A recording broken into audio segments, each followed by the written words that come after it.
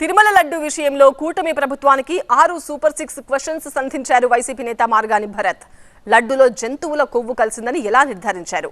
EO మాట ఎందుకు మార్చారు? 2 నెలలుగా చంద్రబాబు ఎందుకు చర్యలు తీసుకోలేదు? చంద్రబాబు సిట్ వేయడం అనుకున్న ఆంతర్యం ఏంటి అంటూ 6 ప్రశ్నలు అడిగారు భరత్. ఎన్డీడీబీ వాళ్ళు ఇచ్చిన రిపోర్ట్ అసలు టీటీడీ పబ్లిక్ డొమైన్లో పెట్టారా? పబ్లిక్ డొమైన్లో పెట్టకోకుండా డైరెక్ట్గా తెలుగుదేశం పార్టీ ఆఫీస్కి ఎట్లా చేరింది? ఇది నా సూటి ప్రశ్న. ఇదే టీటీడీ ఇంకా వెబ్సైట్లో పెట్టారో లేదో నాకు తెలియదు, రాష్ట్ర ప్రజలకు తెలియదు. డైరెక్ట్గా టీడీపీ ఆఫీస్లోకి ఎలా చేరింది అని అడుగుతా ఉన్నా.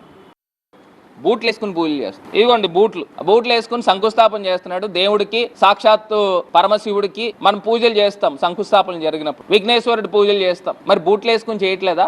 ఎంతో ఘన చరిత్ర ఉన్న 1000 కాళ్ల మండపాన్ని మరి చంద్రబాబు నాయుడు గారు గవర్నమెంట్లో కాదండి ఇది కూల్చేసింది. అసలు ఎందుకు కూల్చారు?